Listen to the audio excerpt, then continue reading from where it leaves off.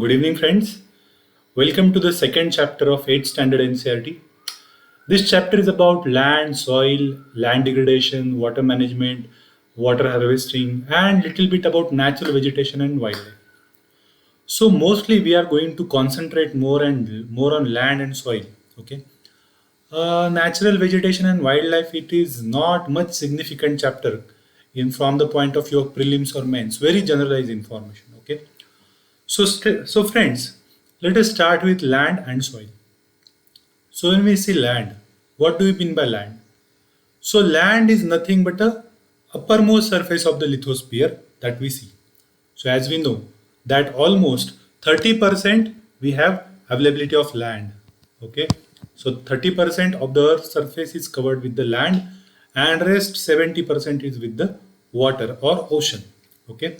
So let us understand this land and its characteristics. So overall, we see so many people are living on the land. We cannot live in the water like fishes. So 90% of the people are living just on the 30% of the land nowadays. Okay. And remaining 70% of the land is sparsely populated by or very less populated by or it is either covered by the forest. Okay. So 90% you can see day by day because of the urbanization, this quantity is increasing that more and more people are occupying less and less amount of land. Okay. So because of that, this is a little bit of this chapter is of little bit of importance. These facts you can use for writing answers in GS1 and GS3 of your mains examination. Okay. So 90% of the people are occupying 30% of the land. So 90-30 ratio you should remember. So when we say people are occupying the land, so for what purpose they are occupying the land, for why they are using that land, to that we call as a land use. So land use is nothing but the purpose for which we are using that particular land. So what are the purposes we are using the land? Sometimes for the agriculture, sometimes for the industry, sometimes for the creation of settlements, sometimes for some other purposes like recreational purposes. So these are the different purposes or uses of the land. To them we call it as a land use. So in any area, for what purpose we are going to use that particular land or land use depends upon various factors. So what are those factors? So depending upon the geographical location. So particular geographical location, for example, is very good for the agriculture. Then we'll use that for the agriculture. If you cannot do any agriculture, it's very unfertile land. So you will build buildings over there or will start industry over there. Okay. So type of soil, type of climate, type of geography, type of minerals availability. If for example there is iron ore or iron is present in a very good quantity in the land, so you will make iron ore out of that. So land use will be for the creation of ore. So depending upon these various factors, land use is determined. So land can be classified into two types. First is private land, another is community land or public land. So private land means it is owned by an individual, okay, and community land means either it is owned by the government or panchayat or district authority or state authority. This community land is also called as a common property resources. So because it is used by the common people, it is shared by the all. So that is why we are calling it as a common property resources. So human beings and technology human beings make use of technology to convert particular land into useful land. So technology is also very useful for converting or taking consideration of land use in the world. Okay. So friends, when we are saying land, now let us move towards because of the land use, we are degrading land of its qualities. So land is used for agriculture, it is used for industries. So because of these various usages and irresponsible usages of the land, it leads to land degradation, land resource degradation. So for that, conservation of land is very important. So conservation of land means what? Conservation of land means we have to save it from the degradation. We have to save its resources. So what are the land resources? So when we say land resources, the first one is the soil. So what is the soil? So you can see this diagram that soil is nothing but a thin cover. So you can see up till here. So it is a thin cover. So it is a thin cover of minerals. Okay. To that we call it as a soil. So it has various structures, like it has a sand, it has a grain, it has a clay. So detailed we are going to see in a different chapter. So soil has a structure, soil has a texture, so many things soil have. Soil have different layers, so that we are calling it soil profiling. Okay. So as we move upwards, we will see these different parts. So this thin layer of a substance or thin layer of a soil is made up of through a long process. Soil, it takes millions of years for the formation of soil. So more than 100 years is taken to just form 1 centimeter of soil. So you can see how long process it is to the formation of the soil. And this process happens because of the process of withering. We have seen in the chapter of withering and erosion that withering is in situ degradation of a rock. So on the site degradation of rock, because of this on-site degradation, the formation of soil happens. So withering is a must process for the formation of soil. Because of the withering, rocks convert into the soil. So soil is nothing but is not just a powder of rock. Okay, understand this. It is not just you powder the rock into the say into the some mixer grinder and then you're calling it as a soil. So it is not like that. So soil is also containing organic matter. It is also containing water. It is containing microorganisms. It is containing air. So humus, organic matter, air, microorganisms, these so many factors combined together, it makes soil. Getting it? So soil has a different layer. So you can see this top layer of the soil is very full of organic matter. As you go down, less organic matter, and as you go to the third layer, you will see only weathered rock material. You won't see any other humus or any other organic material. So in this way, soil forms, and withering is the most important process for the formation of soil. Now, when I am talking about soil and we are talking about land, there are certain definitions in this chapter, like landslide. So what is a landslide? Landslide, you might have seen if you are traveling by the highway during the rainy season. Suddenly, a huge rock will come and fall on the road, and entire traffic will stop. This is more evident in the Himalayas. It is less evident in the Western Ghat, but it is more evident in the Himalayas. So, because of this landslide, what is happening? Landslide is very dangerous for the life. It is very destructive for the property. So landslide is nothing but a mass movement of rock. What is a mass movement? That also we are going to see in the 11th standard NCERT. So mass movement means a huge debris or huge body of land which under the influence of gravity, it moves from one place to another place. We call it as a mass movement. So this leads to the landslide. So there are different reasons for the landslide. So weathering is one of the reason. Then we can say floods are another reason. Rain are another reason. Volcanoes are another reason. Earthquake. So these are the various reasons for the landslide. So when we are saying landslide, and this landslide comes under the disaster management. When we are going to see a disaster management as a separate chapter, under that also we are going to see the landslide. So these landslide you will learn in this chapter, like what is a disaster management cycle, so prevention, mitigation, and uh, uh, building building up the capacity. Okay, so these are the various things which are the part of this disaster management cycle. So in this chapter, in a very brief manner, they have talked about mitigation techniques of the landslide. So since this chapter is about only about land, so what are the mitigation techniques of landslide? So first important factor in mitigation is hazard mapping. Hazard means threat. So threat of landslide. So whenever you have a threat of landslide, you should know where is it very prominent, where you have very weak rocks, where you have very weak mountains, where you have more faults, where earthquake occurs, where you have more chances of floods, where you get very high rainfall. So you should do the hazard mapping. You should do the historical study of the particular area.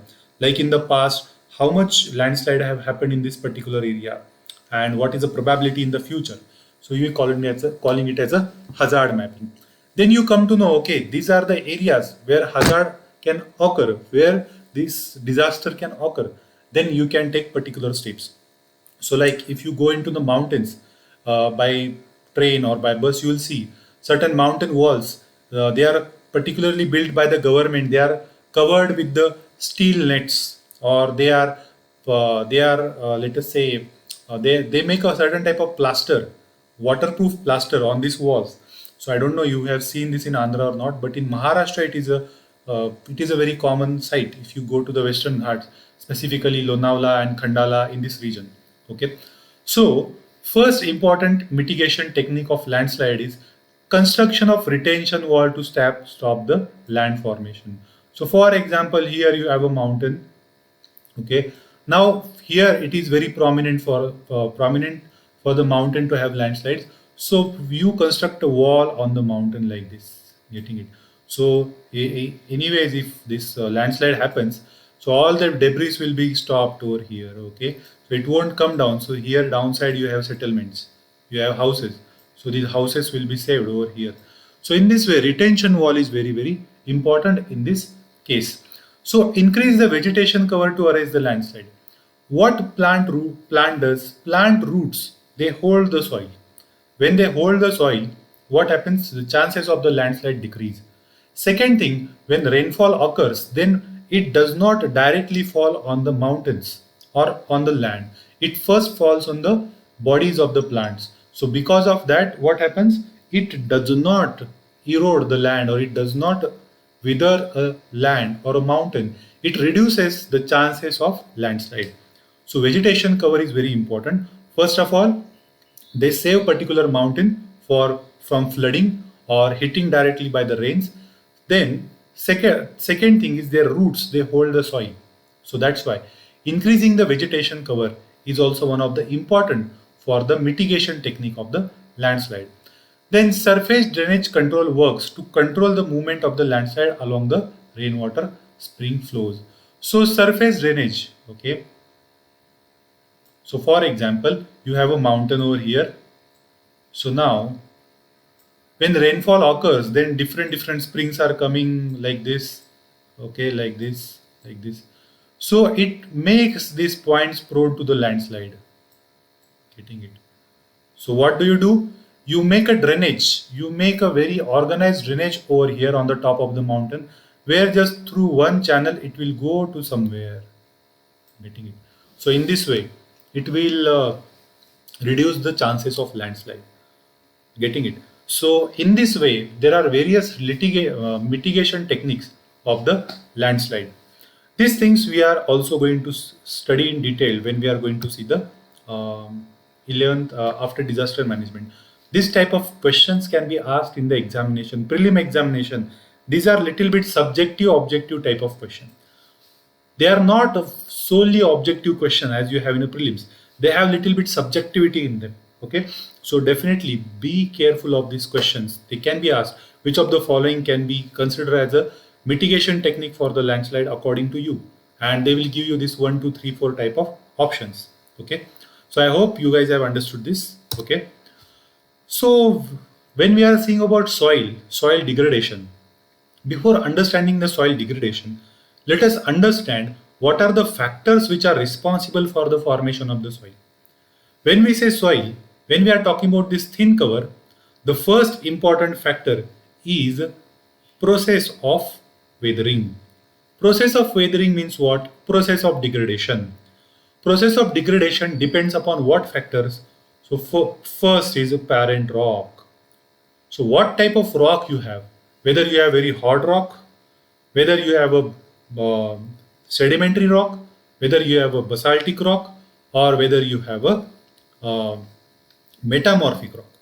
They will determine the type of soil that you have. So parent rock will talk about what type of soil you have and how fast you will develop the soil. If it is a basaltic rock, very hard rock, you will have a black soil, and like you have in Andhra, you have in the Deccan Plateau. So this soil will be developed very very slowly because rock is very very hard. Getting it? So parent rock will determine the color, texture, chemical properties, mineral content of the particular soil, because whatever minerals will be there in the parent rock, these minerals will only come into the soil. Second thing is a relief. Relief means what?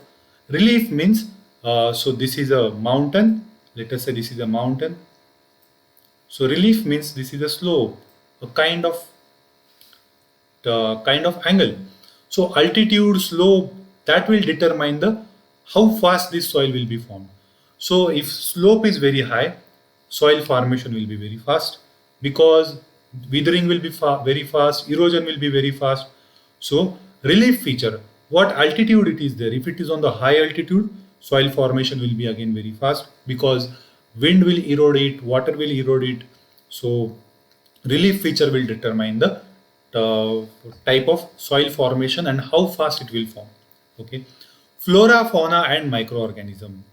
So if for example, if you are staying on the equatorial region, then microorganism population is very high. So this high population of microorganism, it helps in the formation of soil. Microorganisms are one of the very important component in the soil formation, humus formation. So microorganism will degrade the dead plant, or it will degrade the dead animal. Because of that, humus formation will take place. So flora, fauna, and microorganism. So more number of plants, more animals. So more organic matter will be there in that particular area. So you'll see very high quality soil in the lower latitude. But as you go to the higher latitude, soil quality is not good. Why soil quality is not good? Because of the cold reason. Because of the cold season, microorganisms are very very less. There you have less fauna, less flora. So you have very less biodiversity and very less humus content in. So very less humus content soil. We cannot call it as a soil. We'll call it as powder of a rock. Getting it? So this flora, fauna, and microorganism play very important role in the soil formation. Then definitely climate. Okay. So if you have a very hot climate, soil degradation, soil erosion will be very fast. When the rainfall is very high, soil formation will be fast. If climate is cold, soil formation will be very slow. Degradation will be very slow. Getting it? And in the end, time. So time is a factor for everywhere. So more the time, the more the less time, less amount of soil will be formed. More is the time, more amount of soil is formed. Okay. So definitely time is the major factor behind each and every phenomena on the earth. So definitely it is behind the soil formation as well. Okay.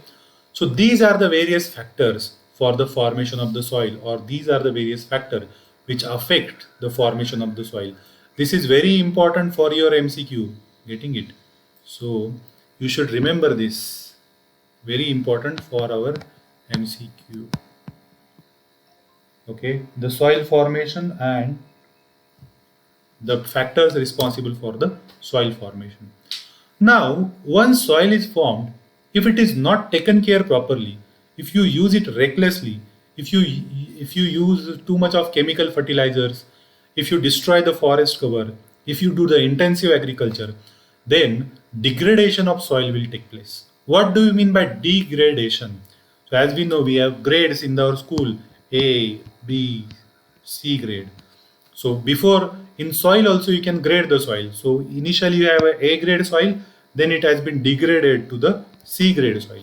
Why it has been degraded? Organic matter has been gone, microorganism flora has been destroyed. Then there is less amount of mineral availability in the soil. Only one type of mineral is dominating in the soil. So we are calling it as a degradation of the soil. So why this soil degradation happens?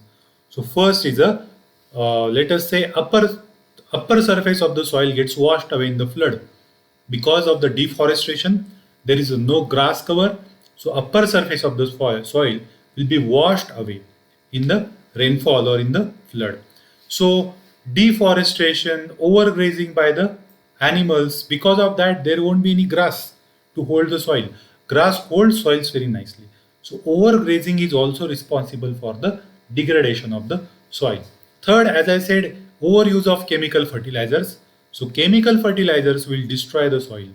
It will increase the salt content in the soil, and slowly your soil will be unfertile or infertile. Okay, rain wash, landslides, floods, they will all dissolve. This water will all wash away the important minerals, clay from the soil, and sand will be remained behind, which will make this soil unfertile, infertile soil. Getting it? So these are the various reasons for the degradation of soil. Now, once soil is degraded, is it irreversible process? If it is too much degraded, then we can say it is irreversible. But generally, with certain measures, we can reverse this process. We call it as a conservation methods or conservation measures. So there are different conservation measures for the soil. So what are those conservation measures? So this is very important point for your prelim point of view. So star mark over here because of its importance. So soil conservation, or let us say soil rejuvenation, first important process is mulching. Mulching means what? Mulching means you cover the land. Okay, you have a land, you cover it with leaves. Okay, you cover it with leaves or plastic or grass or something. You cover that land with these things. So why to cover that land? So because of the mulching, water loss is not there in the soil. Getting it? So there is soil moisture when it is retained. You don't need to water soil again and again, and you conserve the upper layer of the soil. So because of that, soil is conserved. Getting it? Second important thing is a contour barriers. What are the contours? So contours are nothing but you can see these different like this you will see on the mountain step like manner. They have created the steps are created on the mountains. So they are called as a contour barrier. So perpendicular to the slopes, these steps are created either by plugging the mountain or by the use of stones, by the use of rocks. They will create those steps called as a contour. So what happens? So because of these contours, when water is flowing like this, okay, it will get obstructions of this contour and it won't come directly at the base of the mountain. So it will be stopped and this water will be absorbed by the mountain itself over here. Getting it? So because of that, soil will not go washed away with the water or with the rainfall. Soil will not be washed away with the rainfall, and it will help in the conservation of soil. Getting it? Third important process of conservation of soil is a rock dam. So rock dam is nothing but you pile the rocks and obstruct the flow of the water in the particular area. Getting it? So for example, if you don't do that, so what will happen? Water, fast flowing water will create gullies like this. It will create gullies on the land, and these gullies will take huge amount of soil along with itself. Huge amount of soil, clay will be dissolved, and you will have gullies everywhere. So to stop this, what you do, perpendicular to the flow of water, you just create a dam over here like this with the help of rocks. You pile up these rocks and you create a dam over here, calling it as a rock dam. Next important thing is a terrace farming. Terrace farming is similar to contour farming, but contours have very small steps. Terrace have a very large steps, like a huge terraces. They plug the mountain completely and they create the terrace perpendicular to the slope. And on these terraces, they will do the farming. So in the northeast area and southeast Asia, these terrace farming for the cultivation of rice is very famous. Because one reason is these people cannot live in the valleys because valleys are very narrow and they flood very fast. So they have to live on the mountain. And to do the farming on the mountain, it is not possible. So they make big terraces. So these terraces help in the conservation of water as well as conservation of soil. Getting it? So this is one of the method of soil conservation. Then next method is intercropping.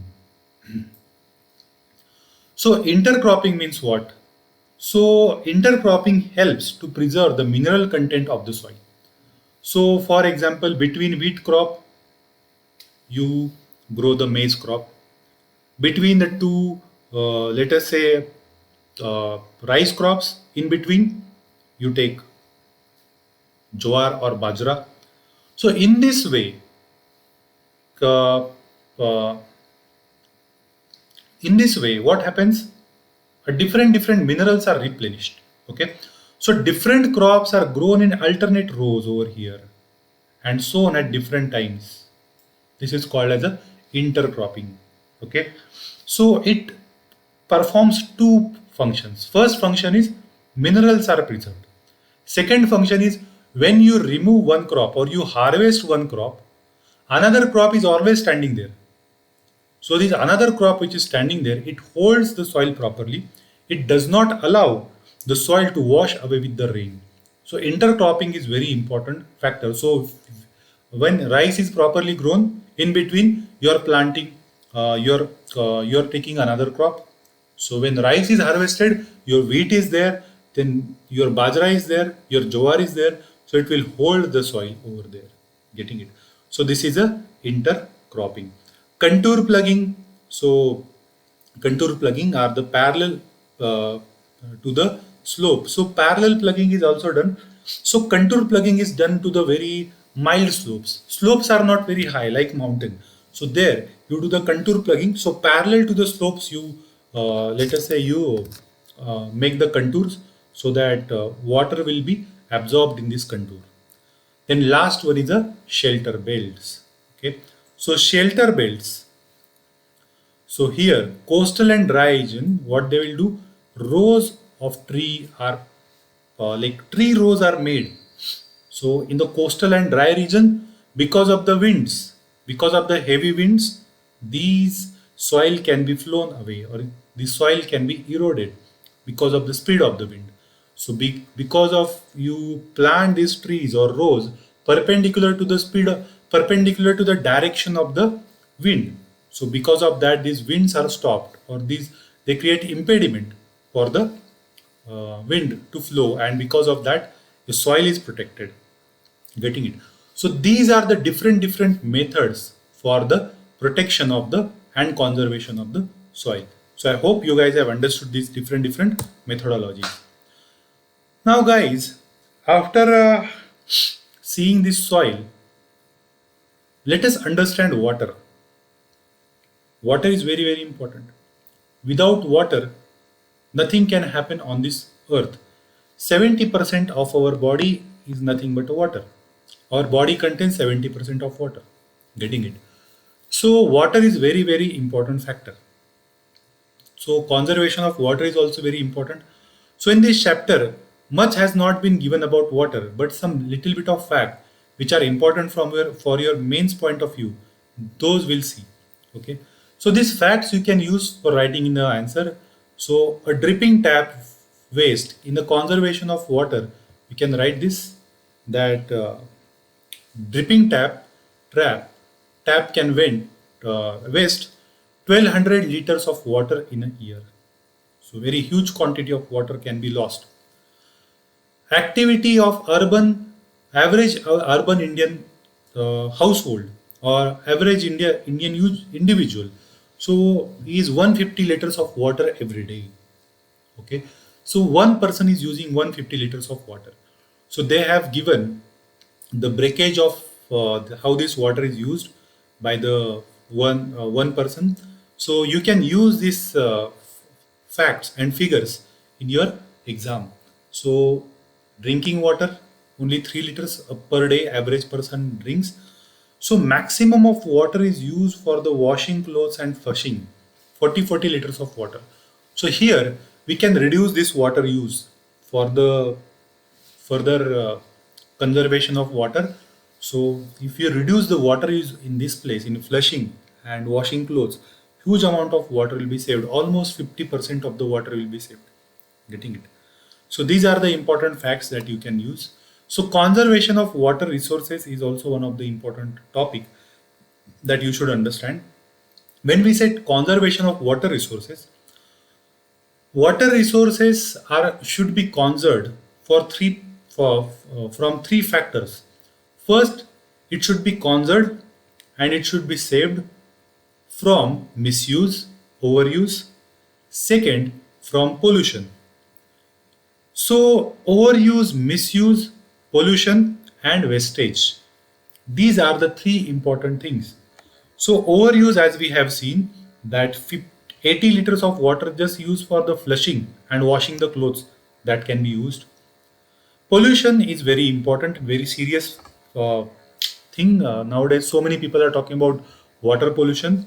So, water pollution needs to be stopped. Industrial effluent, agriculture waste, household waste, sewage, so many things, hazardous waste is all going into the water. So, when in the pollution chapter, also we are going to see this. So, conservation of water is very, very important from this point of view. So, how we can conserve the water? See, in case of India, 80% of the water is used by the agriculture. So conservation, very high chance of conservation is there in this case. So here we can use sprinkler irrigation, we can use in the dry region we can do trickle and drip irrigation. So you can save 80% of the water. Then canals are also very important source where water losses are happening. First is because of evaporation. Second is walls of the canal are not very well protected. So because of that, water seeps from the walls and it gets lost. So these things needs to be taken care. So water usage of the sprinkler and usage of the drip water irrigation, usage of trickle irrigation are very, very important. Increasing the forest cover, getting it. So these are the very important thing for the conservation of water. Next, after conservation, to stop the wastage of the rainwater, we need to do the water harvesting. So water harvesting is very, very important. So water harvesting can be done at various levels. Like certain mineral companies like Aquafina and all, they are having huge water conservation plants on the top of the mountain. So they just conserve the water at the mountain top and they convert it into the mineral water. Getting it. So individual household, farmers, industries, they all can harvest the water. So rainwater harvest is nothing but a collecting rainwater from the rooftops. Okay, and either it is stored in the tanks or it is directed towards the natural water aquifers below the ground. So it is said that just 2 hours of sufficient rainfall can help to conserve 8,000 liters of water. So 8,000 liters of water can be conserved just in 2 hours. So see if, let us say, a population, one person can save 8,000 liters of water, then huge amount of water can be saved, harvested all over the country. Getting it? So this is one of the important technique of conservation of water. Getting it? So these are the important things in this chapter. Now next part of this chapter is very, very general and it's about wildlife protection, but not much has been given about wildlife. More was given about land, water conservation thing. Let us understand wildlife. When we say wildlife, so we have biosphere, we have seen the biosphere. So entire wildlife is present in the biosphere, it is conserved in the biosphere. Okay. So wildlife conservation is very, very important thing. So vultures in India, in terms of conservation, vulture is one of the species which has been threatened because of the human activities. So what we are doing, we are using a drug called diclofenac. This diclofenac is used for the purpose of killing the pain. So somebody has some muscle problem, some issues happening. So they are using this sedative called as a diclofenac. So because of this, sometimes this diclofenac is used for the cattle as well. So when these cattle die, these vultures, when they eat the flesh of the cattle, they just die because of the certain complexities in their body.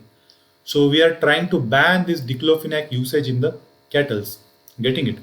So to conserve the wildlife, we have created multiple things like national parks, wildlife sanctuaries, and biosphere reserves.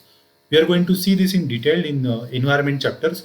So, national park, wildlife sanctuary, and biosphere reserves, they have different purposes.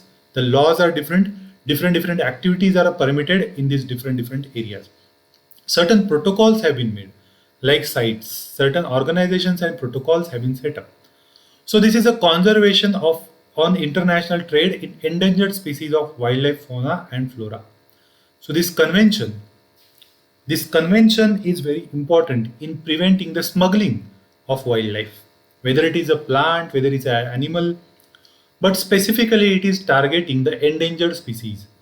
Okay, so according to IUCN, the species have been classified International Union of Conservation of Nature. So they classify the species as threatened, extinct in the wild, okay, vulnerable. In this way, these site only it places more importance on endangered species. Getting it? So in this way, different way of conservations have been done in case of wildlife and plants. So I hope you guys have understood this chapter.